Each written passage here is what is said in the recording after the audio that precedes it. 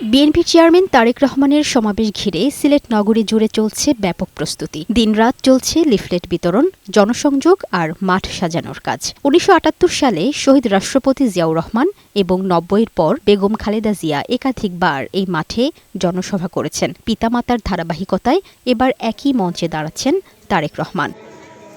BNP নেতারা বলছেন, প্রায় ৩ লাখ মানুষের সমাগমের লক্ষ্য নিয়ে কাজ করছেন তারা। বিষয়টি ঘিরে দলীয় নেতাকর্মীদের মধ্যে বাড়তি আবেগ কাজ করছে। আমাদের অঙ্গ সহযোগী সংগঠনের সর্বস্তরের নেতাকর্মীরা এই আগমনকে স্বাগত জানানোর জন্য আবেগ আপ্লুত।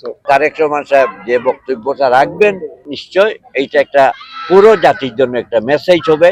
দলীয় নেতারা জানান, এই সমাবেশ থেকে তারেক রহমান জাতীয় রাজনীতির জন্য গুরুত্বপূর্ণ দিক নির্দেশনা দেবেন। থাকবে নতুন রাজনৈতিক কর্মসূচির ইঙ্গিত। ২২ বছর পরে সিলেটের আলিয়া মাদ্রাসা মাঠে ২২ তারিখে আমাদের প্রিয় নেতা বক্তব্য রাখবেন এবং এই বক্তব্যে কিছু চমক থাকবে। তার বক্তব্য শোনার জন্য সিলেটের মানুষ অধীর আগ্রহ নিয়ে অপেক্ষা করছে। এদিকে বিএনপি চেয়ারম্যান তারেক রহমানের সিলেট সফর ঘিরে সার্বিক নিরাপত্তার প্রস্তুতি নিয়েছে সিলেট মেট্রোপলিটন পুলিশ। ওনার আসা যাওয়ার পথ, পাশাপাশি যে সকল ভেন্যুতে উনি যাবেন, সকল ভেন্যুকেন্দ্রিক সার্বিক নিরাপত্তা পরিকল্পনা প্রণয়ন করে নিরাপত্তা ব্যবস্থা আমরা গ্রহণ করব। লামিয়া আক্তার, বৈশাখী সংবাদ।